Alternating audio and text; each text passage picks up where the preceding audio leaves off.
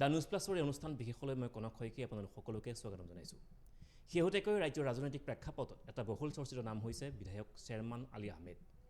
দলৰ মজিয়াত থাকি দলৰ নেতৃত্বৰ বিৰুদ্ধে বিশুদ্ধাৰ প্ৰকাশ কৰি সঘনাই চৰ্চাৰ কেন্দ্ৰবিন্দু হৈ পৰে বিধায়ক শ্বেৰমান আলী আহমেদ। আৰু শেহতীয়াকৈ দলীয় নেতৃত্বই বিধায়ক পদ খাৰিজ কৰিবলৈ বাৰম্বাৰ হেঁচা প্ৰয়োগ কৰিছিল। বিধানসভাৰ অধ্যক্ষক তেওঁলোকে আবেদন কৰিছিল আৰু উচ্চ ন্যায়ালয়ৰ দ্বাৰস্থ হৈছিল কংগ্ৰেছৰ নেতৃত্ব, কিন্তু তাৰ পাছতো সৌভাগ্যবশতঃ শ্বেৰমান আলী আহমেদৰ বিধায়ক পদ খাৰিজ হোৱাৰ পৰা ৰক্ষা পৰে। আৰু সেইগৰাকী শ্বেৰমান আলী আহমেদ আজি আমাৰ বিশেষৰ মুখ্য অতিথি। মই আপোনাক প্ৰথমতে আমাৰ অনুষ্ঠানলৈ স্বাগতম জনাইছোঁ। নমস্কাৰ, ধন্যবাদ। প্ৰথমতে বিষয়টো আমি যিহেতু উত্থাপন কৰিছোঁ যে 2025 বৰ্ষত বিধায়ক শ্বেৰমান আলী আহমেদৰ কাৰণে অন্যতম গুৰুত্বপূৰ্ণ বৰ্ষ, কিয়নো 2025 বৰ্ষৰ প্ৰথমতেই বিধায়ক শ্বেৰমান আলী আহমেদৰ কাৰণে এটা ভাল খবৰ আহিছে। সমগ্ৰ বিষয়টো সন্দৰ্ভত আপোনাৰ প্ৰতিক্ৰিয়া? চাওক, মই ইতিমধ্যে বিভিন্ন মিডিয়াত কথাখিনি কৈছোঁৱেই, প্ৰতিক্ৰিয়া জনাইছোঁ। সেই কথাখিনিকে মই পুনৰুক্তি কৰিম যে এই বিধায়ক পদ বাহাল থকাৰ যিটো ৰায়দান অধ্যক্ষ মহোদয়ৰ, এই ৰায়দানৰ পিছত মোৰ এটা গভীৰ উপলব্ধি হৈছে যে এজন মানুহ যদি সৎপথত থাকি মানৱ জাতিৰ বৃহত্তৰ মংগলৰ কাৰণে কাম কৰে, তেতিয়াহ'লে হাজাৰ অপায় অমংগল বাধা বিঘিনি আহিলেও ভগৱান বা আল্লাহ তালাই সেই মানুহজনক সহায় কৰে। আৰু এই ক্ষেত্ৰতো মোৰ বিধায়ক পদ বাহাল থকাৰ যিটো বিষয়, এই ক্ষেত্ৰত মই সেই ভগৱান সৃষ্টিকৰ্তা আল্লাহ তালাৰ ওচৰত মই কৃতজ্ঞতা জ্ঞাপন কৰিছোঁ। আৰু মোৰ শুভাকাংক্ষী যিসকলে মোৰ বিধায়ক পদ বাহাল থকাক লৈ যথেষ্ট উদ্বিগ্ন হৈ আছিলে, দোৱা কৰিছিলে, আশীৰ্বাদ কৰিছিলে, তেওঁলোককো মই ধন্যবাদ জ্ঞাপন কৰিছোঁ। কিয় বাৰে বাৰে দলীয় নেতৃত্বৰ ৰোষত পৰাৰ কাৰণ কি বিধায়ক শ্বেৰমান আলী আহমেদ? চাওক, যদি সঁচা কথাটো ক'বলৈ যাওঁ, মোৰ দৰে মানুহ আচলতে ৰাজনীতিৰ কাৰণে ফিট নহয়। ৰাজনীতিয়ে প্ৰায় প্ৰতিটো ৰাজনৈতিক দলতে আজিকালি এনেকুৱা হৈছে যে সঁচাটো সঁচা আপুনি ক'ব নোৱাৰে। বেলি যদি আপোনাৰ নেতৃত্বই কয় বেলি পশ্চিমফালে উদয় হয়, আপুনিও ক'ব লাগিব হয় ছাৰ। আৰু তেনেকুৱা ক্ষেত্ৰত দলৰ নেতৃত্বৰ ৰোষত পৰিবলগীয়া হয়। মই অকল কংগ্ৰেছৰ ক্ষেত্ৰতে নহয়, ইয়াৰ আগতে AIUDF দলত আছিলোঁ আৰু AIUDF দলৰ পৰাও নিলম্বন হৈছিলোঁ। কংগ্ৰেছ দলত 2016 চনত যোগদান কৰি বিধায়ক হৈ 5 বছৰ কংগ্ৰেছ দলত থাকিলোঁ। আৰু তেতিয়া এই 5 বছৰত মোক কমেও 50 বাৰমান নিলম্বন কৰিবলৈ তেওঁলোকে চেষ্টা কৰিছে। আৰু অৱশেষত 2021 নিৰ্বাচনৰ পিছত মই নিলম্বন হ'লোঁ। আজিকালি সত্য কথাটো সদায় দলৰ মজিয়াত উচিত কথাটো, ন্যায়সংগত কথা কোৱাটো অলপমান প্ৰব্লেম। ৰাজনৈতিক নেতাবোৰ তিষ্ঠি থকাৰ কাৰণে অলপ অসুবিধা হয়।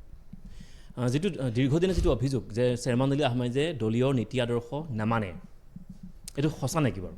এতিয়া চাওক, মই যিবোৰ কথা কৈ আছোঁ, মই এতিয়া আপুনি অলপ টাইম দিব নেকি? মই তিনিটা পৰিঘটনা। যেতিয়া হৰিশংকৰ ব্ৰহ্ম ডাঙৰীয়াই ৰিপৰ্ট দিলে যে অসমৰ 90% ভূমি বাংলাদেশীৰ দখলত, হৰিশংকৰ ব্ৰহ্ম ডাঙৰীয়া আছিলে পূৰ্বৰ নিৰ্বাচন আয়ুক্ত। তেওঁ কোনো কোৰ্টৰ জাজ নহয়, তেওঁ কোনো বিচাৰ কৰা নাই। তেওঁ কেনেকৈ কৈ দিব পাৰিলে যে 90% ভূমি বাংলাদেশীৰ দখলত? এই কথাটো মই প্ৰতিবাদ কৰিলোঁ। প্ৰতিবাদ কৰাৰ কাৰণে কংগ্ৰেছ নেতৃত্ব খৰ্গহস্ত হৈ পৰিলে যে শ্বেৰমানক ছাছপেণ্ড কৰিব লাগে। ইয়াৰ পিছত উচ্ছেদৰ বিৰুদ্ধে আমাৰ দল ইমান এটা সৰব নোহোৱাৰ কাৰণে 2016-17 মই তেতিয়া প্ৰতিবাদ কৰি আছিলোঁ। আৰু আপোনালোকে জানে, তেতিয়া এই উচ্ছেদৰ বিৰুদ্ধে প্ৰতিবাদ কৰোঁতে ৰমাকান্ত দেউৰীয়ে মোক বাংলাদেশী বুলি কৈছিলে। তেতিয়া মই দলৰ মজিয়াত এই কথাটোলৈ প্ৰতিবাদ কৰিছিলোঁ যে আপোনালোকে মোক বাংলাদেশী বুলি ক'লে, মোক মাৰ্চাল লগাই উলিয়াই দিলে, আপোনালোকে প্ৰতিবাদ নকৰিলে, সেইটো বাৰু বাদেই দিলোঁ, কিন্তু আপোনালোকে উচ্ছেদৰ বিৰুদ্ধে কিয় সৰব নহয়? তেতিয়া তেওঁলোকে বহুতেই কৈছিলে যে শ্বেৰমানক ছাছপেণ্ড কৰিব লাগে, ই আমাৰ উজনিৰ ভোটবোৰ নষ্ট কৰিব। কিন্তু আল্টিমেটলি APCC আৰু বিধায়িনী দলৰ মাজত এটা যৌথ সভা হ'ল।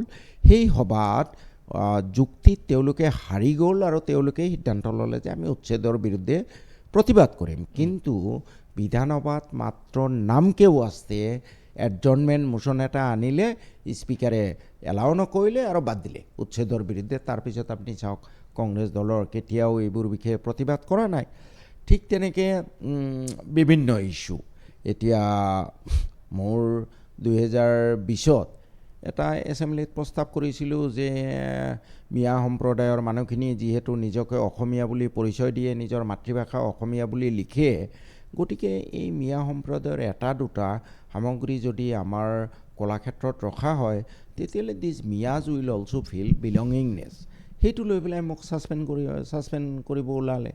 এই ধৰণৰ কথাবোৰ তেওঁলোকেহে আচলতে স্পষ্টীকৰণ দিব লাগে যে এইবোৰ দলীয় নীতি আদৰ্শৰ ভিতৰত পৰে নে নপৰে। যদি নপৰে কৈ দিয়ক। সেইকাৰণে মই 6টামান প্ৰশ্ন ৰেইজ কৰিছোঁ, তেওঁলোকে কৈ দিয়ক যে নাই এইবোৰ আমাৰ দলৰ নীতি নিয়মত নপৰে, কোনো অসুবিধা নাই। এতিয়াও আপোনাৰ বিৰুদ্ধে তেওঁলোকে সুপ্ৰিম কোৰ্টৰ দ্বাৰস্থ হোৱাৰ মনস্থ কৰিছে, চিন্তা চৰ্চা কৰিছে। ইয়াৰ পাছত আপোনাৰ কৰণীয় কি হ'ব তেতিয়া? নহয়, অধ্যক্ষ মহোদয়ে ৰায় দিয়াৰ পিছত সেই ৰায়ৰ বিৰুদ্ধে যদি তেওঁলোকৰ কিবা আছে অসন্তুষ্ট, তেওঁলোকে নিশ্চিতভাৱে উচ্চ ন্যায়ালয়, উচ্চতম ন্যায়ালয় বা আৰু ক'ৰবাৰ দ্বাৰস্থ হ'ব পাৰে, সেইটোতো কোনেও বাধা দিব নোৱাৰে। যদিহে তেওঁলোকে ন্যায়ালয়ৰ দ্বাৰস্থ হয়, ময়ো মোৰ আত্মপক্ষ সমৰ্থন কৰিবলৈ মই চেষ্টা কৰিম।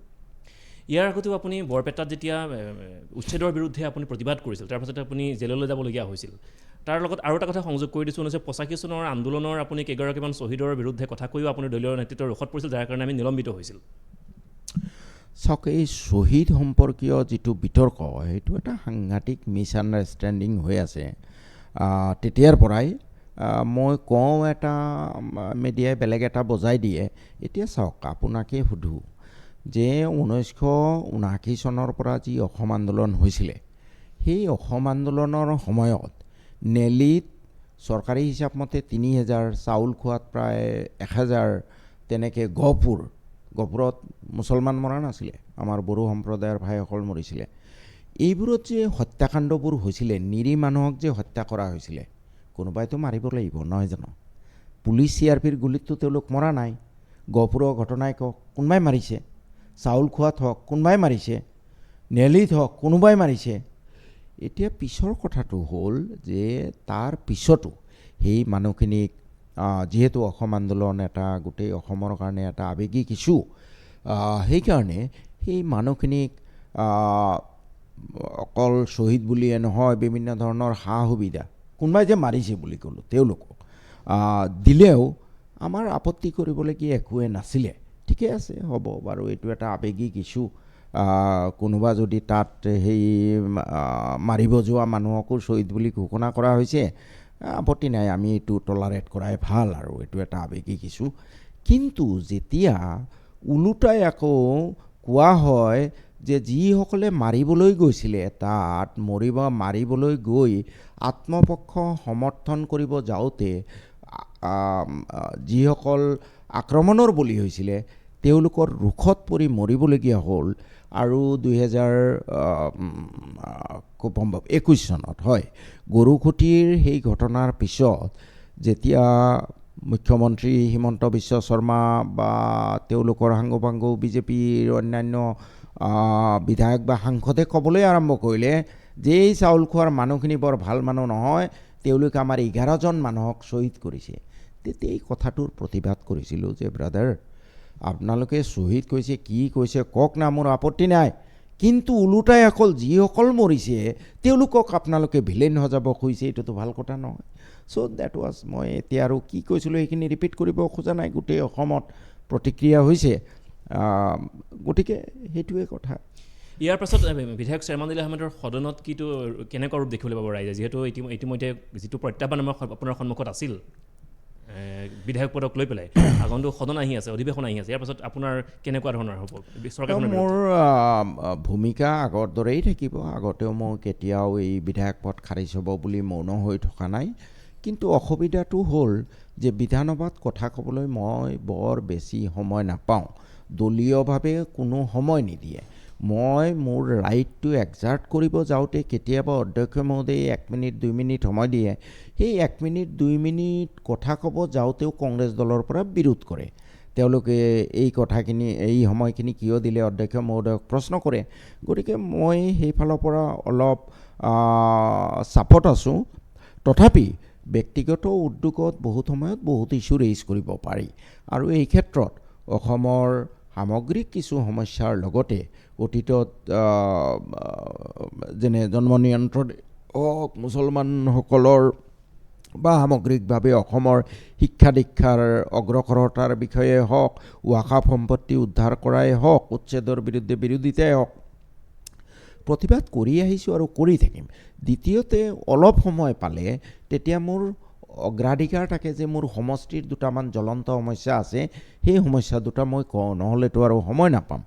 কিন্তু ইয়াত আপোনাৰ আটাইতকৈ ডাঙৰ সমস্যাটো হৈছে আমাৰ অসম বিধানসভাত গালু বালু খোলা কাটি তাল হোৱাৰ নিচিনা হৈছে। অতি দুৰ্ভাগ্যজনক, যি বিধানসভাক গণতন্ত্ৰৰ মন্দিৰ বুলি কোৱা হয়, সেই বিধানসভাত গোকাত মিছা কথাই একোজন মন্ত্ৰীয়ে কয়, আৰু তাৰ বিৰুদ্ধে বিশেষাধিকাৰ ভংগৰ অভিযোগ আনিলে অভিযোগবোৰ গ্ৰহণযোগ্য নহয়। যোৱা এছেম্বলিতে কওক, তাৰ আগৰ এছেম্বলিতে কওক, প্ৰত্যেকটো এনেকুৱা হাজাৰ উদাহৰণ আছে যে মন্ত্ৰীয়ে গোকাত মিছা কথা কৈছে। আজি মই এটা উদাহৰণ দিওঁ যদি আপুনি সময় দিয়ে। মোৰ মন্দিয়া ব্লকৰ এজন BDO 1,19,00,000 টকা আত্মসাৎ কৰি পেলাই তেওঁ গুচি গ'ল। তেওঁক ছাছপেণ্ড কৰিছে নাই সেইটো মই নাজানো। তেওঁ কোৰ্টত তেওঁ জামিনৰ কাৰণে আবেদন কৰিলে, চৰকাৰী পক্ষই ইমান দুৰ্বল শপতনামা দিলে যে তেওঁ জামিন পাই গ'ল 1,19,00,000 টকা আত্মসাৎ কৰাৰ পিছত। মই তেতিয়া বিধানসভাত প্ৰশ্ন কৰিলোঁ যে এনেকুৱা BDOজনে 1,19,00,000 টকা আত্মসাৎ কৰাৰ পিছতো তেওঁ জামিন পোৱা কথাটো সত্য নেকি? মন্ত্ৰীয়ে ক'লে মই নাজানো। কেন ইউ ইমাজিন? চৰকাৰী কোৰ্টত যেতিয়া এটা গোচৰ হয়, চৰকাৰক জনায়, চৰকাৰী পক্ষৰ অধিবক্তাই তাত চৰকাৰী শপতনামা দিয়ে, আৰু মন্ত্ৰীয়ে বিধানসভাত উত্তৰ দিয়ে জামিন পাইছে নাই মই নাজানো। There should be a limit for stupidity. গতিকে আমাৰ বিধানসভাৰ যিটো পাৰফৰ্মেঞ্চ অতি বেয়া। গাৰ জোৰত কোনে কাক দবাব পাৰে তেনেকুৱা এটা প্ৰচেষ্টা চলি আছে। তথাপি যিহেতু মই বিধায়ক, অন্ততঃ মোৰ ভইচটো, আৱাজটো, মোৰ প্ৰতিবাদটো সাব্যস্ত কৰিবলৈ চেষ্টা কৰিম। কংগ্ৰেছে যিটো বাৰে বাৰে অভিযোগ উত্থাপন কৰি আহিছে সদনৰ ভিতৰে বাহিৰে যে চেয়াৰমান আলী আহমেদে বিজেপিৰ হৈ মাত মাতে, বিজেপিৰ এজেণ্ট হৈ কাম কৰে। এতিয়া চাওক, আচল কথাটো হ'ল তেওঁলোকৰ মোৰ প্ৰশ্নবোৰৰ উত্তৰ নাই। মই যি প্ৰশ্ন কৰিছোঁ, যেতিয়া এই মিয়া জনগোষ্ঠীৰ এপদ দুপদ সামগ্ৰী ৰখাৰ কথা ক'লোঁ, তেওঁলোকে ছাছপেণ্ড কৰিব, মই যেতিয়া ক'লোঁ মিয়া মানুহখিনি অসমীয়া হয়নে নহয়?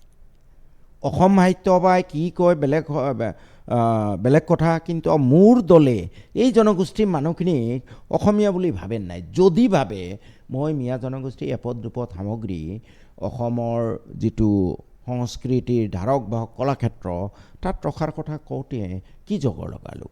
দ্বিতীয়তে আপোনাৰ নেলী জনগোষ্ঠীৰ মানুহখিনিক আপোনালোকে ইমান দিন শাসন কৰিলে, নেলী চাউল খোৱা গহপুৰ আদি, তেওঁলোকক ন্যায় নিদিলে।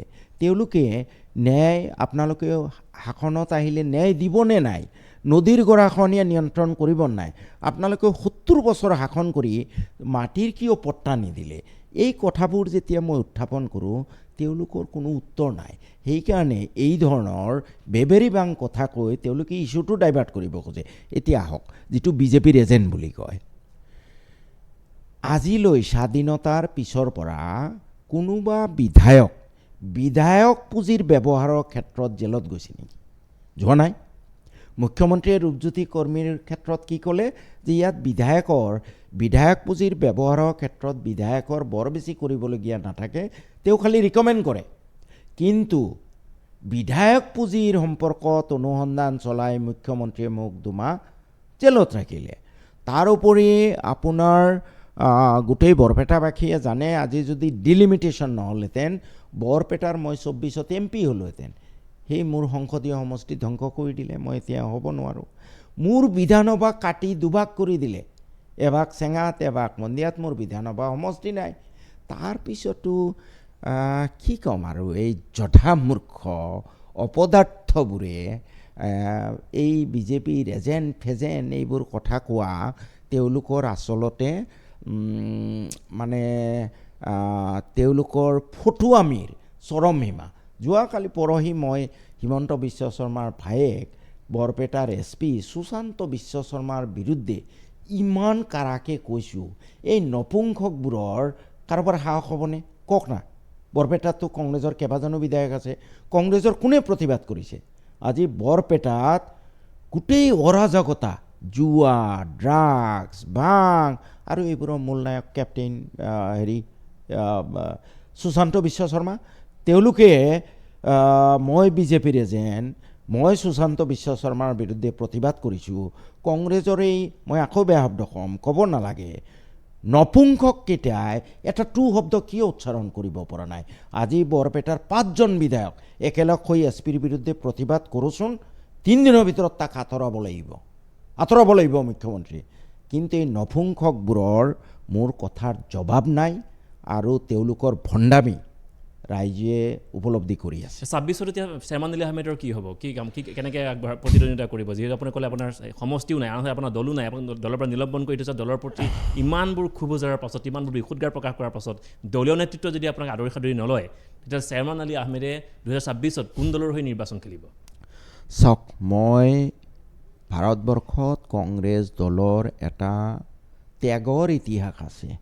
ভাৰতবৰ্ষৰ স্বাধীনতাৰ কথাই কওক, জৱাহৰলাল নেহৰুৰ নেতৃত্বৰ ভাৰতৰ কথাই কওক, মই I have got the highest respect for the constitution of Congress, for the principles for which the then leader like Jawaharlal Nehru stood for.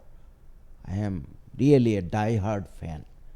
কিন্তু এতিয়া মই কংগ্ৰেছ দলৰ নেতৃত্বৰ স্খলন চাই অতি মৰ্মাহত, আৰু সেইকাৰণে কংগ্ৰেছ দলক ভাল পাওঁ কাৰণেই তেওঁলোকৰ ভুলবোৰ আঙুলিয়াই দি কংগ্ৰেছ দলক এটা শুদ্ধ ৰাস্তাত নিবলৈ মই চেষ্টা কৰি আছোঁ। হ'ব পাৰে এইটো মোৰ দুঃসাহস, হ'ব পাৰে মোৰ এইটো এটা ব্যৰ্থ প্ৰচেষ্টা, হ'ব পাৰে, কিন্তু মই বিবেকৰ দংশনৰ পৰা মুক্ত হ'ম।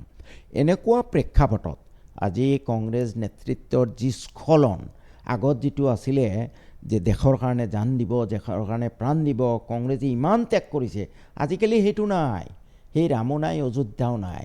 আজিকালি কংগ্ৰেছ নেতৃত্বৰ মূল কাম হ'ল পইচা লুটি খোৱা, দালালি কৰা।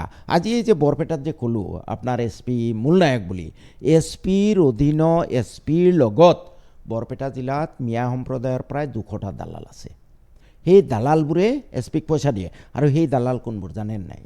সেই দালালবোৰ কংগ্ৰেছী মানুহ, কংগ্ৰেছী লিডাৰ, কংগ্ৰেছী দালাল, যিবোৰে কংগ্ৰেছ শাসনত থাকিলে এই দালালবোৰে মন্ত্ৰীবোৰক মিছগাইড কৰি, MLAবোৰক বিভিন্ন ধৰণৰ তোষামোদ কৰি দালালি কৰিছিলে।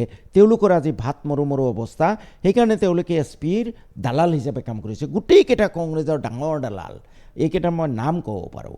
এতিয়া কথাটো হ'ল যে এনেকুৱা এটা প্ৰেক্ষাপটত, যিহেতু সেই ৰামো নাই, অযোধ্যাও নাই, কংগ্ৰেছ এতিয়াও মই বিচাৰি আছোঁ কংগ্ৰেছ নেতৃত্বৰ শুভবুদ্ধি উদয় হওক।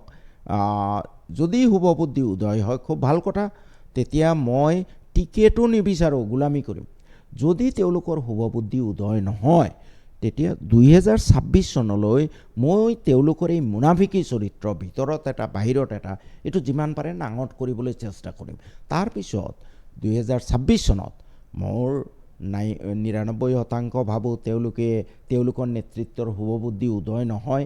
যিমান স্খলন হৈছে তেওঁলোকে এই টকাৰ প্ৰতি যিটো লোভ, ক্ষমতাৰ প্ৰতি যিটো লোভ, আজিতো কংগ্ৰেছ নেতৃত্বৰ, অসমৰ বিশেষকৈ মই কৈছোঁ যে দেশ মাতৃ সেৱা কৰিম, সেইটো নাই। প্ৰেছিডেণ্ট, APCC প্ৰেছিডেণ্ট, ব্লক কংগ্ৰেছৰ প্ৰেছিডেণ্টৰ পৰা যোনে 10 লাখ টকা দিব তেওঁক বনাব, MCC প্ৰেছিডেণ্ট 5 লাখ টকা লাগে, এইবোৰতহে ব্যস্ত। মন্ত্ৰী হ'ব লাগে, টকা মাৰিব লাগে, মোৰ ৰাজ্যখন ভাল কৰিব লাগে।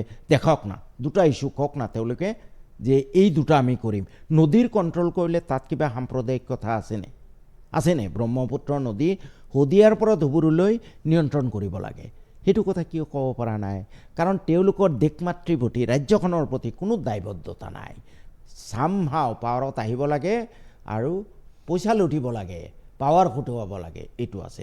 তেনে প্ৰেক্ষাপটত তেওঁলোকে যে টিকেট মোক দিব আশা অত্যন্ত ক্ষীণ আৰু তেনে ক্ষেত্ৰত মোৰ সন্মুখত বৰ বেছি বিকল্প নাই মই হয়তো ৰাইজৰ দল নাইবা আম আদমি পাৰ্টি এই দুটাৰ যিকোনো এটা বিকল্প গ্ৰহণ কৰিম আপুনি এখন ৰাজহুৱা সভাত এইটো কথা ঘোষণাও কৰিছিল যে আপুনি যে ৰাইজৰ দলৰ প্ৰতি আপুনি আকৰ্ষিত হৈছে কিন্তু অখিল গগৈ আপোনাক কিদৰে আঁকোৱালি ল'ব নহয় সেইটোতো তেওঁৰ কথা তেওঁ এটা দলৰ সভাপতি মই নিজেহে ভাবিছোঁ যে ৰাইজৰ দল নাইবা আম আদমি পাৰ্টিত যাম 2026ত যেতিয়া দেখিম যে নাই কংগ্ৰেছৰ শুভবুদ্ধি উদয় নহয় তেওঁলোকে মোক মানে আঁকোৱালি নলয় তেতিয়া মই অখিল গগৈ ডাঙৰীয়া হওক আম আদমি পাৰ্টিৰ কেজৰিৱাল ডাঙৰীয়াৰ লগতেই হওক এটা বিস্তৃত আলোচনা কৰি যিটো দলে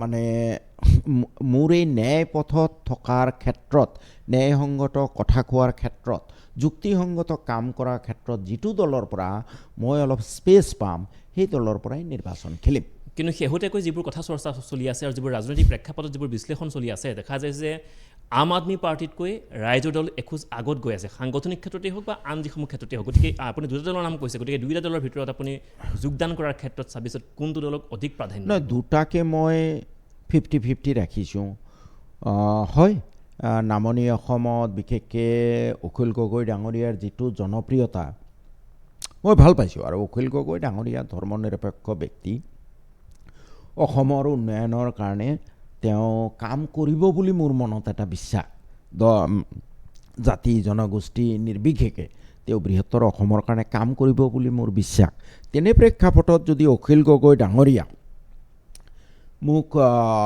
দলত আঁকোৱালি ল'বলৈ আগবাঢ়ি আহে নিশ্চিতভাৱে তেওঁৰ দলত যাম কিন্তু তেওঁ যদি নানান ধৰণৰ কংগ্ৰেছৰ নিচিনা বাধাৰ সৃষ্টি কৰে তেতিয়াহ'লেতো মই যাব নোৱাৰিম আৰু কেজৰিৱাল ডাঙৰীয়া তেওঁৰ প্ৰতিও মোৰ আৰু উচ্চ ধাৰণা তেওঁ অসমত তেওঁৰ খোপনি নাথাকিব পাৰে কিন্তু কেজৰিৱাল ডাঙৰীয়া উন্নয়নৰ কাৰণে কাম কৰা মানুহ অতি উচ্চ শিক্ষিত ভাৰতবৰ্ষ সৌভাগ্যৱান বুলি মই বিবেচনা কৰিলোহেঁতেন যদিহে ভাৰতবাসীয়ে কেজৰিৱালৰ নিচিনা এজন মানুহক প্ৰধানমন্ত্ৰী বনায় ভাৰতবৰ্ষৰ চেহেৰা বদলি হৈ যাব এই কেজৰিৱাল আৰু তেওঁৰ বিজেপিয়ে বিভিন্ন ধৰণে কংগ্ৰেছেও তেওঁক নিবিচাৰে কাৰণ মোক যে যিটো কাৰণত তেওঁলোকে ভিলেন সজাব খোজে একে কাৰণত কেজৰিৱালকো ভিলেন সজাব খোজে বিজেপিৰো তেওঁ প্ৰিয় নহয় তেওঁ কংগ্ৰেছৰো প্ৰিয় নহয় কংগ্ৰেছেও তেওঁক মাৰিব খোজে বিজেপিও মাৰিব খোজে বিকজ অফ হিজ ষ্ট্ৰেংথ তেওঁৰ যিটো শক্তি তেওঁৰ যিটো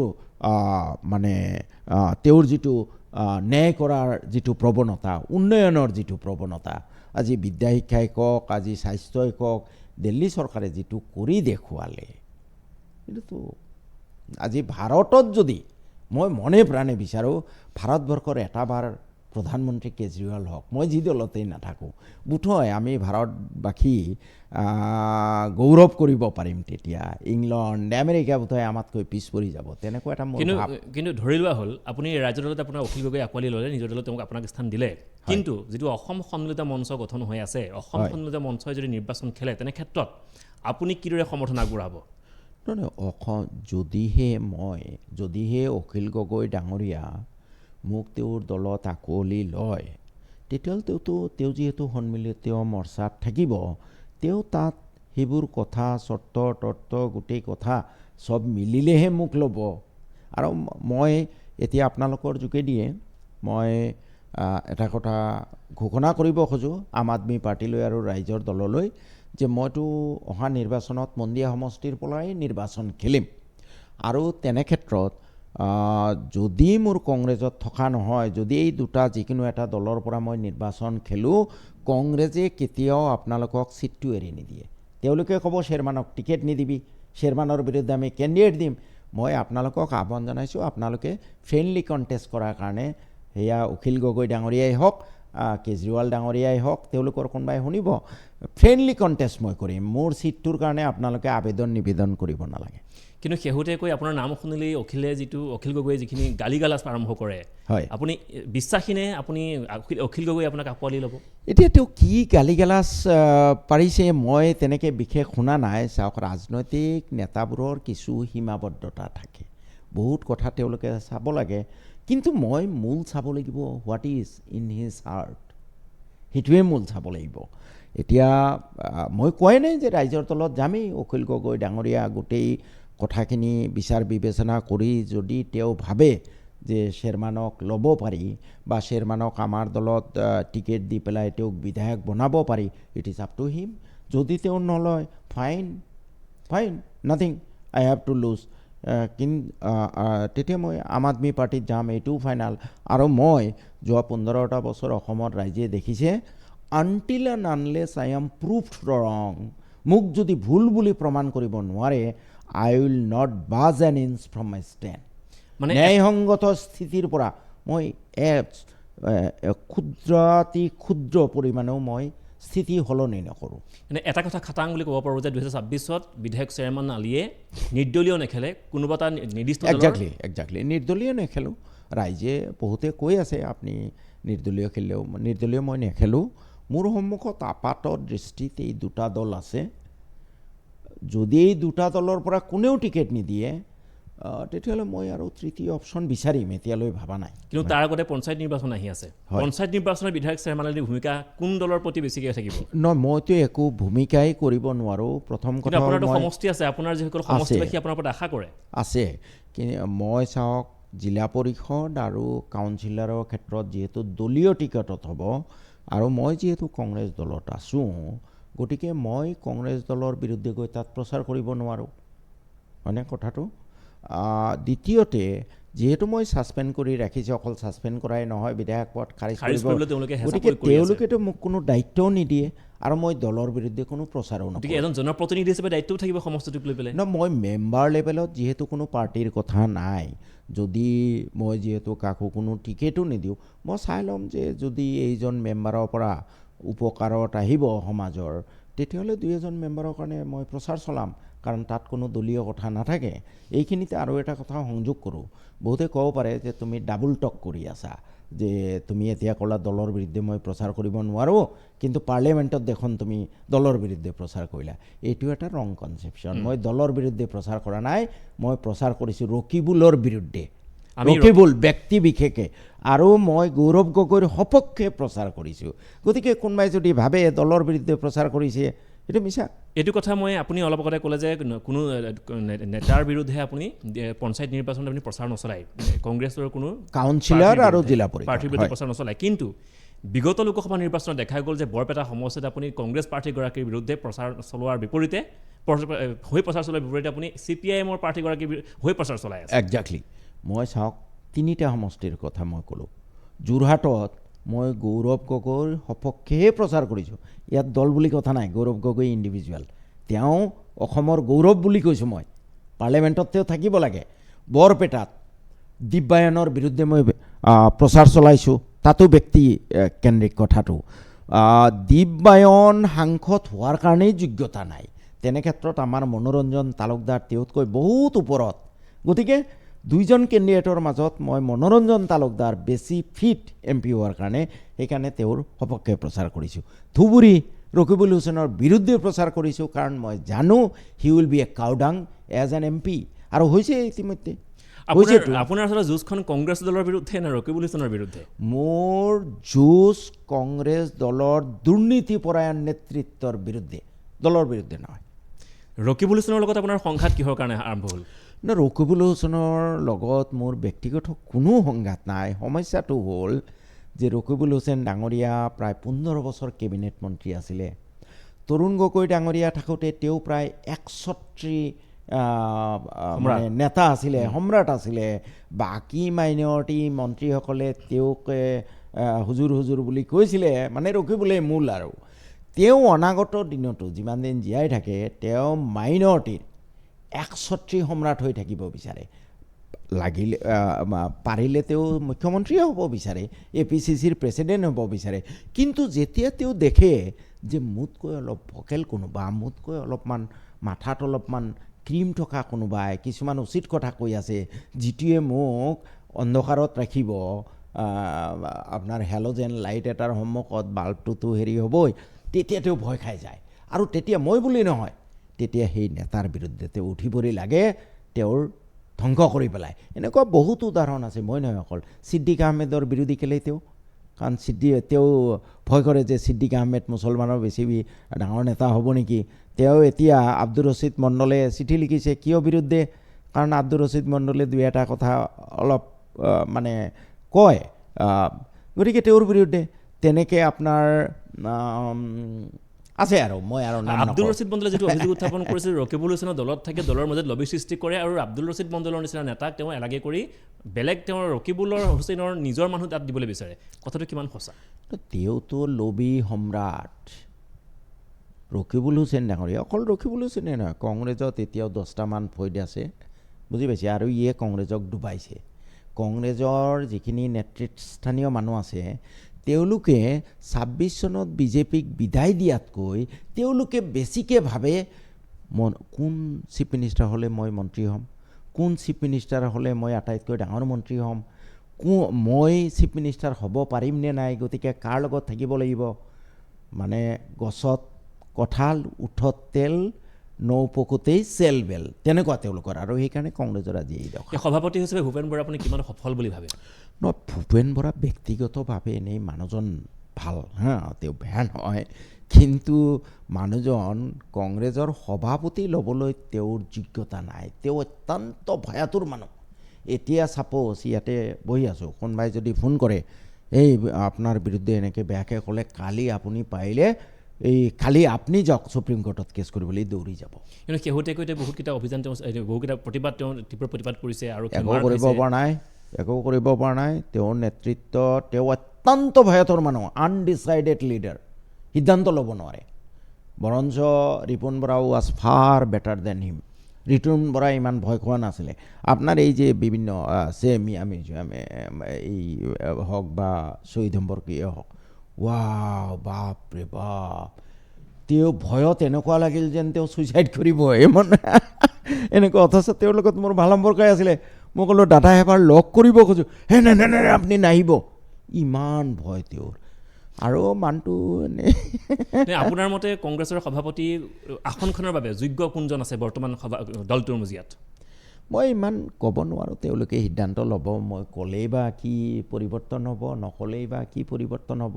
কিন্তু ভূপেন বৰা ডাঙৰীয়া সভাপতিৰ দায়িত্ব ল'ব পৰা যোগ্য ব্যক্তি নহয়, কাৰণ সেই মানুহজন অলপ খামী ডাঠ থাকিব লাগিব।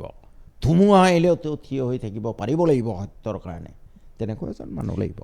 নতুন চামে গৌৰৱ গগৈক দেখি আছে, গৌৰৱ গগৈক লৈ বহুতে হেঁপাহ কৰি আছে ভৱিষ্যতৰ কোনোবা এজন নেতা হিচাপে। মই নিজেও এতিয়াও তেওঁৰ গ্ৰাছৰুট লেভেলত মই কাম চোৱা নাই, কিন্তু তেওঁৰ পাৰ্লিয়ামেণ্টত যিটো পাৰফৰ্মেঞ্চ এক্সিলেণ্ট। হ'ব পাৰে মই গৌৰৱ গগৈৰ বিৰোধী কোনোবা দলত থাকিম, কিন্তু তেওঁৰ এই পাৰফৰ্মেঞ্চৰ কথা সদায় মই ক'ম। অসমৰ কাৰণে তেওঁ গৌৰৱ।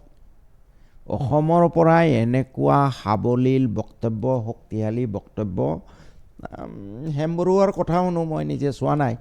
মোৰ আজি 60 বছৰ, যোৱা 50 বছৰততো মই তেনেকুৱা শক্তিশালী নেতা মই দেখা নাই।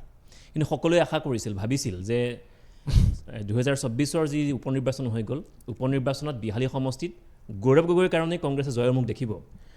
নহয়, চাওক ইয়াতে কেইবাটাও কথা আছে। এটা কথা হ'ল তেওঁলোকে ভুল এটা কৰিলে।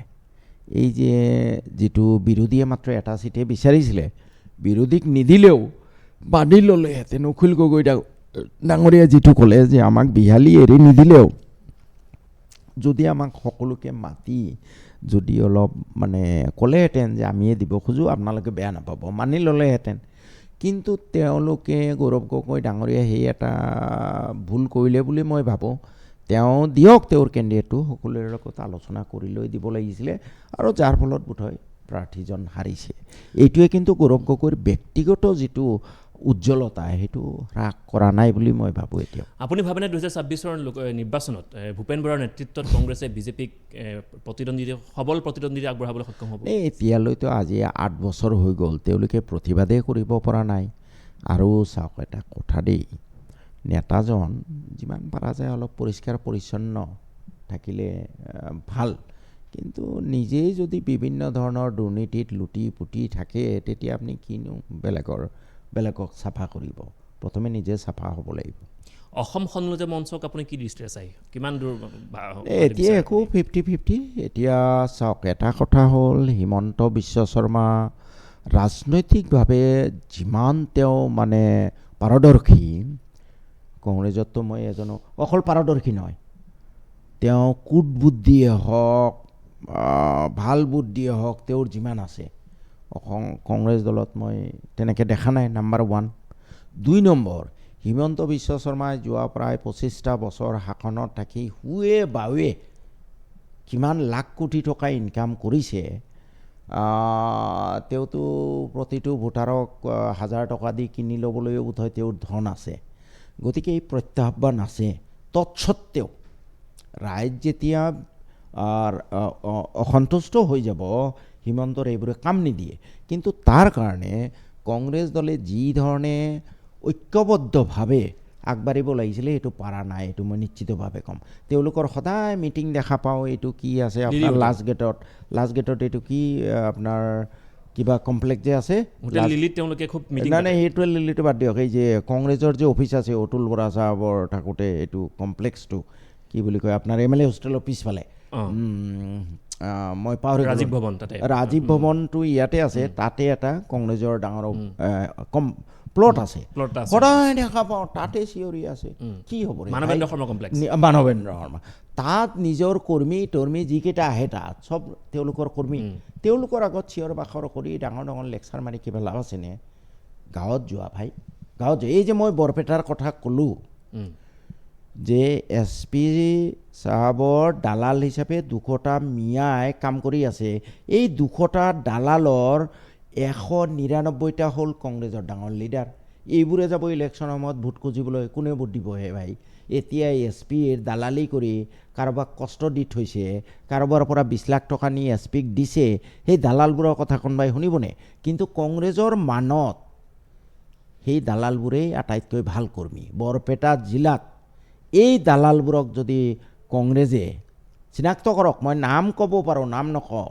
চিনাক্ত কৰি ইমিডিয়েট যদি তেওঁলোকক ছাছপেণ্ড কৰা ব্যৱস্থা নকৰে সুশান্ত বিশ্বাস শৰ্মাৰ বিৰুদ্ধে ক'বলৈ তেওঁলোকৰ সাহস নাই জানো কিন্তু অন্ততঃ তেওঁলোকে অনুসন্ধান কৰক যে বৰপেটাত যে SPৰ দালাল হিচাপে কাম কৰা বুলি কংগ্ৰেছৰ নেতৃত্ব কংগ্ৰেছৰ লিডাৰবোৰে কাম কৰা বুলি শ্বেৰমানে অভিযোগ কৰিলে এইটো অলপ অনুসন্ধান কৰি সেইবোৰক ছাছপেণ্ড কৰোঁ তেতিয়াও কংগ্ৰেছৰ ইমেজটো ভাল হ'ব চিধাকৈ সোধা হয় 2026ত অসম সন্মিলিত মঞ্চৰ প্ৰয়োজনীয়তা কিমান বিজেপিক পৰাভূত কৰাৰ ক্ষেত্ৰত চাওক এইটো মই অকলে ক'লে নহ'ব গোটেই অসমৰ ৰাইজে উপলব্ধি কৰিব পাৰিব লাগিব আজি যদি অসমৰ ৰাইজে ভাবে যে বৰ্তমান যেনেকৈ অসমৰ সম্পদ লুণ্ঠন হৈ আছে আদানী আপোনাৰ ৰামদেৱক হাজাৰ বিঘা মাটি দি আছে আদানীক এই গোপীনাথ বৰদলৈ এয়াৰপৰ্ট বিক্ৰী কৰি দিলে এনেকৈ যদি অহা দিনবোৰতো আমাৰ অসমৰ সম্পদবোৰ হিমন্ত বিশ্ব শৰ্মাই বিক্ৰী কৰি দিয়ক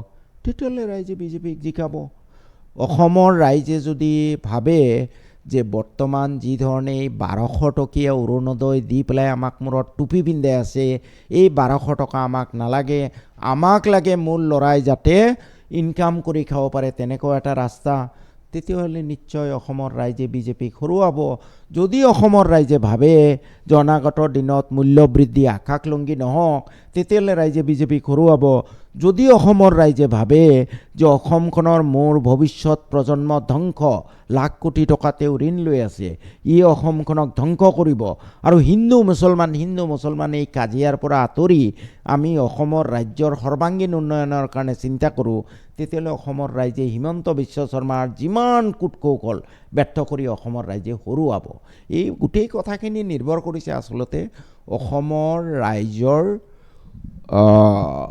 মানে বিচক্ষণতাৰ ওপৰত ধৰি লোৱা হ'ল যদি অসম সন্মিলিত মঞ্চই 2026ত বিজেপিক পৰাভূত কৰি চৰকাৰ গঠন কৰিবলৈ সক্ষম হয় তেতিয়াহ'লে কোনজন নেতাক আপুনি মুখ্যমন্ত্ৰী আসনখনত বহুৱাটো বিচাৰে নাই এইটোতো মই এনেই কোৱাটো মই কোনো দলতে নাই মুখ্যমন্ত্ৰী হ'ব পাৰে আপোনাৰ দৃষ্টিত নহয় চাওক আজিৰ দিনততো গৌৰৱ গগৈৰ বাদে দ্বিতীয় গ্ৰহণযোগ্য নেতা নাই বুলিয়ে মই ভাবোঁ আন এটা প্ৰসংগ শেহতীয়াকৈ দেখা গৈছে যে গোমাংসৰ বিৰুদ্ধে চৰকাৰখনে তীব্ৰ আক্ৰমণাত্মকভাৱে তেওঁলোকে অভিযান চলাবলৈ আৰম্ভ কৰিছে। কালি কেইবাখনো হোটেল ইতিমধ্যে দিছপুৰ লাষ্টগেটত তেওঁলোকে চিজ কৰিছে।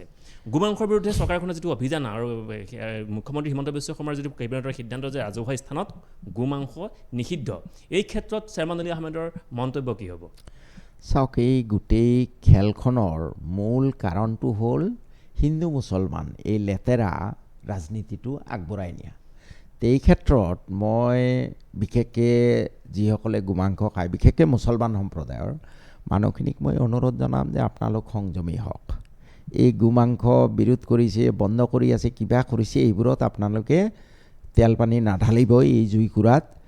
গোমাংস নাখালেও একো নহয়, গতিকে আপোনালোকে আৱেগপ্ৰৱণ নহ'ব, এইটো মই আহ্বান জনাম। দ্বিতীয়তে, এই গোমাংসলৈ যিটো লেতেৰা ৰাজনীতি হিমন্ত বিশ্ব শৰ্মাই কৰি আছে, তাৰ ফলত মুছলমানতকৈ আটাইতকৈ বেছি ক্ষতিগ্ৰস্ত হ'ব উজনিৰ মূলসুঁতিৰ মানুহ।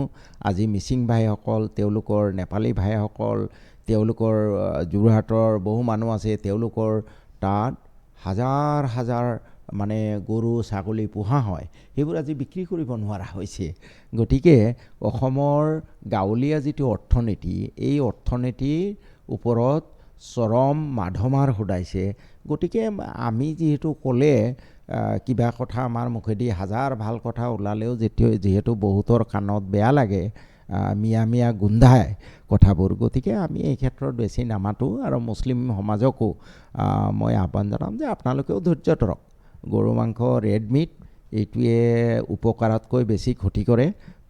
লাগিলে আমি গৰু মাংস নাখাওঁ, কি আছে, এই জ্বলা জুইত ঘিউ আপোনালোকে কোনেও নাঢালিব। আৰু শেহতীয়াকৈ যিটো প্ৰসংগ চলি আছে, মই সেইবিলাক প্ৰসংগ পাছলৈ যাম, কিন্তু আজিৰ দিনত এটা বাৰ্ণিং টপিক, মুখ্যমন্ত্ৰীয়ে বাৰে বাৰে কৈ থাকে যে অবৈধ কয়লা খনন বন্ধ হ'ল, অবৈধ কয়লা খনি অসমত নাই।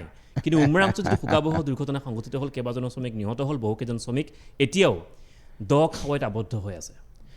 চাওক, তেওঁৰ কথা বৰ বেছি গুৰুত্ব নিদিয়াই ভাল, কাৰণ তেওঁ মানুহক ধুনীয়াকৈ টুপি পিন্ধাব জানে, ইমান ধুনীয়াকৈ সজাই পৰাই কথাবোৰ কয় যে আমাৰ এছেম্বলি বেলেগৰ কথানো কি ক'ম, আমি 3 লাখ 4 লাখ মানুহক ৰিপ্ৰেজেণ্ট কৰোঁ, আমাৰ এছেম্বলি বিধায়কসকলকে তেওঁ ভেড়া বনাই ৰাখে, বুজিয়ে নাপায় বাজেট কি বস্তু। আজি কয়লাৰ চিণ্ডিকেট যদি বন্ধ হয়, অসমৰ মুখ্যমন্ত্ৰীয়ে কোনো ঋণ ল'ব নালাগে। আজি আপুনি দেখিছে নহয়, তেওঁ প্ৰথম মুখ্যমন্ত্ৰী হওঁতে আপোনাৰ কয়লাৰ চিণ্ডিকেটে কওক, চুপাৰী চিণ্ডিকেট কওক, ড্ৰাগছৰ বিৰুদ্ধে ইমান ব্যৱস্থা ল'লে। তাৰপিছত কিহৰ কাৰণে ল'লে? সপ্তাহটো বঢ়াব লাগে, মাহেকীয়াটো বঢ়াব লাগে।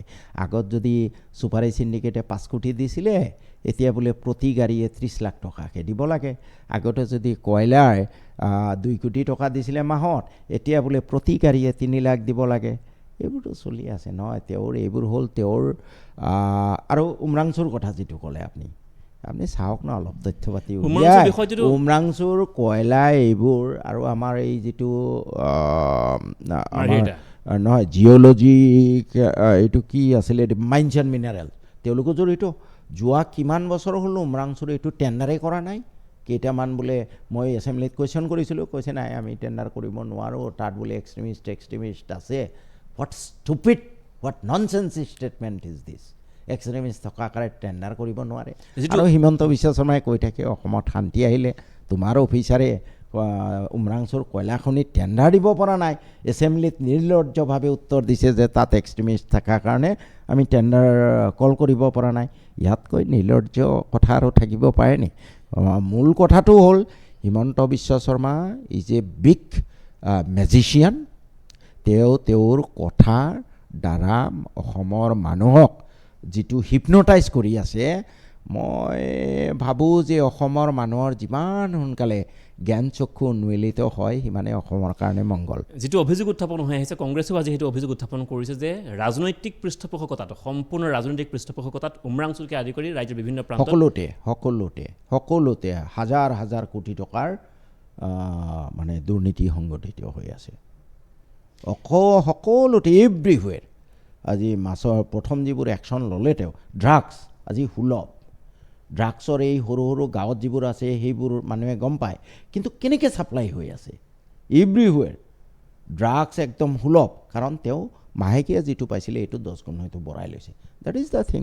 মই আটাইতকৈ আচৰিত হৈছোঁ যে এজন মানুহক ৰজা হ'বলৈ টকা লাগে, কিন্তু এই মানুহজনৰ ক্ষেত্ৰত মানে অতি আচৰিত যে ৰজা হোৱাৰ পিছতো তেওঁক মানে হেৰি হোৱা নাই, তেওঁৰ মানে টকাৰ প্ৰতি লোভটো কমা নাই। এই কথাতে এষাৰ আছে নহয়, এক বোলে ৰজাক নাটে আৰু বজাক নাটে, গোটেই দেশখন ধ্বংস হৈ আছে, ঠিকাদাৰবোৰে বিল পোৱা নাই, কাম কাজ চব বন্ধ, তেওঁ এনেই নাটক কৰি কৰি চিঞৰি চিঞৰি বক্তব্য দিয়ে, আৰু দুৰ্ভাগ্য যে আমি সকলোৱে ভেড়াৰ দৰে সেইবোৰকে শুনি বিশ্বাস কৰোঁ। মই আন এটা প্ৰসংগলৈ আহিম। সকলোৱে অসমবাসীৰ মাজতে শেহতীয়াকৈ চৰ্চা হৈছিল তিনি গগৈ প্ৰসংগ। তিনি গগৈ আপুনি নিশ্চিতভাৱে জানে, লুৰিণজ্যোতি গগৈ, অখিল গগৈ আৰু গৌৰৱ গগৈ। তিনি গগৈক আপুনি কি দৃষ্টিৰে চায়? চাওক, গৌৰৱ গগৈ ডাঙৰীয়াটো তেওঁৰ সংসদত যিটো পাৰফৰ্মেঞ্চ, মই তেওঁক লৈ গৌৰৱ কৰোঁ, কিন্তু তেখেতক এটা অনুৰোধ আছে যে আপুনি এতিয়াও মুখ্যমন্ত্ৰী হোৱাই নাই, আপোনাৰ দেউতাহে মুখ্যমন্ত্ৰী আছিলে 3 বাৰ, গতিকে যদি আপুনি নিজকে অলপ মুখ্যমন্ত্ৰী ভাবি ভাবি আকাশে আকাশে উৰি থাকে, সেইটো হ'লে কিন্তু নহ'ব, অলপ মানে নামিব লাগিব তললৈ। 2 নম্বৰ, লুৰিণজ্যোতি গগৈ ডাঙৰীয়া, এনেইতো তেওঁক মই বৰ বেছি ক্ল'জলি পোৱা নাই, কিন্তু মোৰ এটা বিশ্বাস যে তেওঁ ভাল মানুহ, কিন্তু তেওঁ যি ধৰণে উজনিত কাম কৰি ছাকচেছ হ'ব লাগিছিলে সেই ধৰণে তেওঁ পৰা নাই। অখিল গগৈ ডাঙৰীয়া অকণমান কথা অলপ বেছি ক'লেও তেওঁ কিন্তু এজন দেশপ্ৰেমিক মানুহ বুলি মই ভাবোঁ। নিজৰ ৰাজ্যখনক তেওঁ যথেষ্ট ভাল পায়, আৰু তেওঁ এই তিনি গগৈ এক হৈ যদি নিজৰ অহংকাৰ গৰ্ব সকলো এৰি থৈ হাতে হাত ধৰি তিনি গগৈ যদি আগবাঢ়ি যায়, মই ভাবোঁ 26ত এটা পৰিৱৰ্তনৰ আশা কৰিব পাৰি। কিন্তু কংগ্ৰেছৰ মাজত আপোনাৰ অখিল গগৈ পাৰ্লিয়ামেণ্ট ইলেকশ্যনত ইমান কষ্ট কৰিলে, তাৰপিছত অখিল গগৈক যি ধৰণে তুচ্ছ তাচ্ছিল্য কৰিলে, মই চেয়াৰমান হ'লেই বোধহয় এইখিনি সহ্য নকৰিলোহেঁতেন, কেতিয়াবা এই মৰ্চা ফৰ্চাত ত্যাগ কৰি থৈ গুচি আহিলোহেঁতেন। অখিল গগৈ যে ইমানখিনি সহ্য কৰি আছে লঘু লাঞ্ছনা, তাৰ কাৰণে অখিল গগৈক মই আন্তৰিক ধন্যবাদ জ্ঞাপন কৰিছোঁ, আৰু তেওঁক আহ্বান জনাইছোঁ যে আপুনি সহ্য কৰক। বিজেপিক আঁতৰোৱাৰ স্বাৰ্থত কংগ্ৰেছে যি লঘু লাঞ্ছনা কৰি আছে, গুৰুত্ব দিব খোজা নাই, সেইখিনি আপুনি অৱজ্ঞা কৰি পেলাই এই ডাঙৰ অপশক্তিটোক কেনেকৈ আঁতৰাব পাৰি 26ত অসমখনৰ মংগলৰ কাৰণে, তাৰ কাৰণে আপোনালোকে অলপ এৰা ধৰা কৰি আগবাঢ়ক। কিন্তু যিটো অভিযোগ উত্থাপন হৈ আহিছে যে কোনোবা তৃতীয় পক্ষই অখিল গগৈ আৰু গৌৰৱ গগৈ একেলগ হোৱাটো নিবিচাৰে। নেজানো সেইবোৰ তৃতীয় পক্ষ চতুৰ্থ পক্ষ, কিন্তু মই এনেই কথা এটা ক'লোঁ, এনেই তো সেইটো মানে যে যিটো গৌৰৱ গগৈ ডাঙৰীয়া, তেওঁক মই এজ এ পাৰ্লিয়ামেণ্টেৰিয়ান হায়েষ্ট ৰিগাৰ্ড কৰোঁ, আৰু মই মনে প্ৰাণেও বিচাৰোঁ যে তেওঁ মুখ্যমন্ত্ৰী হওক, কিন্তু তাৰ কাৰণে তেওঁ অকণমান নিজকে পৰিৱৰ্তন কৰিব লাগিব। সেই পৰিৱৰ্তনটো হ'ল যে তেওঁ যদিহে মই ক'লোঁ তেওঁৰ দেউতাক 3 বাৰৰ মুখ্যমন্ত্ৰী আছিলে, তেওঁ এতিয়াও মুখ্যমন্ত্ৰী হোৱা নাই, কিন্তু তেওঁ যদি মনতে ভাবি থাকে মই মুখ্যমন্ত্ৰী, সেই ভাৱটো আঁতৰাব লাগিব তেওঁ। মানে বিধায়ক চেয়াৰমান আলী আহমেদেও বিচাৰে যে 2026 বিধানসভা নিৰ্বাচনত তিনি গগৈ একত্ৰিতভাৱে, অকল তিনি গগৈ নহয়, সৰু সুৰা যিমান দল আছে, যিমান নেতৃত্ব আছে, আজি অজিত ভূঞা ডাঙৰীয়া আছে, কাৰ্বি আংলঙত আমাৰ এজন ৰিটায়াৰ্ড IAS অফিচাৰ, কি নাম আছিলে তেখেতৰ, ৰিটায়াৰ্ড IAS অফিচাৰ কাৰ্বি মানুহ এজন, তেখেতক তেওঁৰ তাত যথেষ্ট হোল্ড আছে। আমাৰ বড়ো ভাইসকলক তেওঁলোককো লগত লৈ পেলাই সকলো জনগোষ্ঠী একেলগে, মিচিং ভাইসকলৰ যদি কোনোবা তেনেকুৱা গোট আছে, বা আমাৰ চাহ জনগোষ্ঠীয় ভাইসকল, সকলোকে এটা অংশ চাহ জনগোষ্ঠীৰ গৈছে, অকল তিনি গগৈ হ'লেই নহ'ব, সকলোকে লগত লৈ কংগ্ৰেছে নেতৃত্ব দিয়ক এই অপশক্তি আঁতৰোৱাৰ কাৰণে, মাৰ বান্ধি দিয়ক।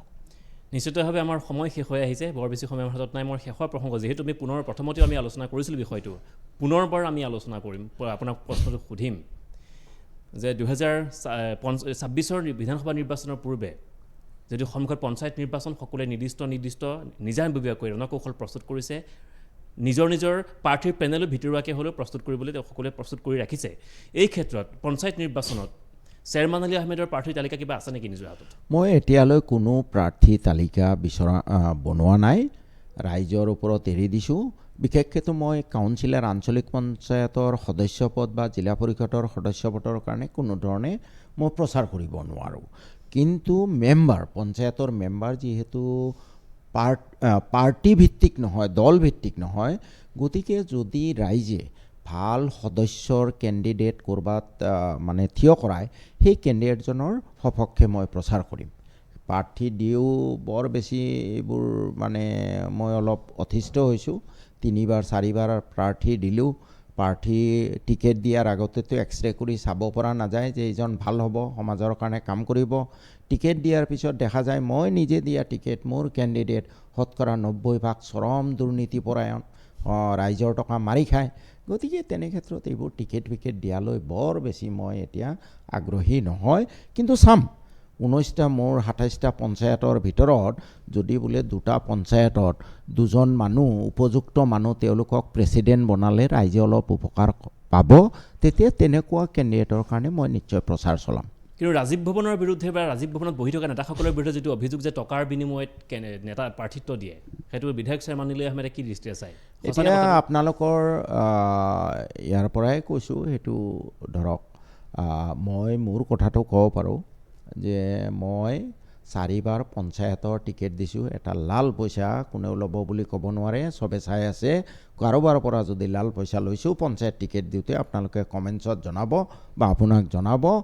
আৰু মই কংগ্ৰেছ দলৰ পৰা 2বাৰ টিকেট পাইছোঁ, এবাৰ স্বৰ্গীয় তৰুণ গগৈ ডাঙৰীয়াৰ অনুগ্ৰহত, আৰু এবাৰ মই তেখেতৰ সুপুত্ৰ গৌৰৱ গগৈ ডাঙৰীয়াৰ প্ৰচেষ্টাত, আৰু 2বাৰতে এটা টকাও মই দিব লগা হোৱা নাই। মোৰ শেষৰটো বেলেগৰ কথা নাজানো। আমাৰ অনুষ্ঠানৰ আজি শেষৰটো প্ৰশ্ন, চামগুৰি উপনিৰ্বাচনত কংগ্ৰেছৰ পৰাজয়ত বিধায়ক শ্বেৰমান আলী সুখী নে অসুখী?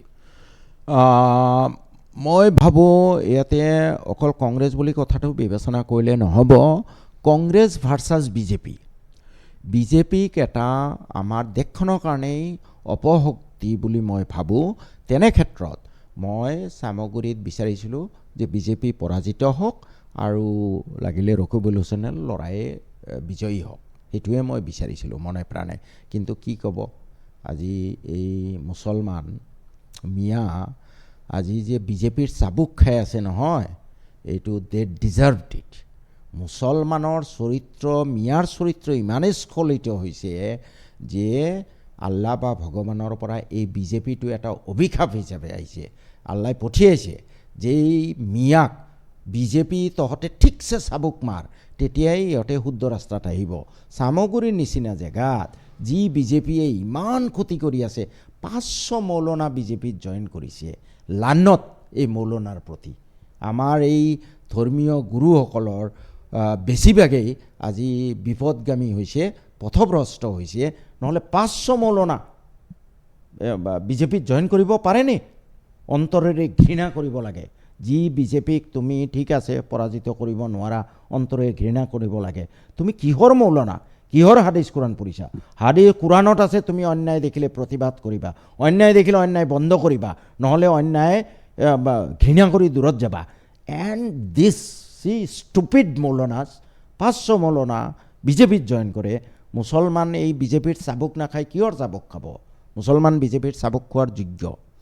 ধন্যবাদ জনাইছোঁ বিধায়ক শ্বেৰমান আলী আহমেদ। এয়া আছিলে আমাৰ আজি বিশেষৰ অতিথি। বহুকেইটা গুৰুত্বপূৰ্ণ প্ৰসংগ, আৰু বিশেষকৈ পুনৰবাৰ কৈছোঁ যে বৰ্তমান ৰাজনৈতিক প্ৰেক্ষাপটত বিধায়ক শ্বেৰমান আলী আহমেদৰ নামটো বহুল চৰ্চিত।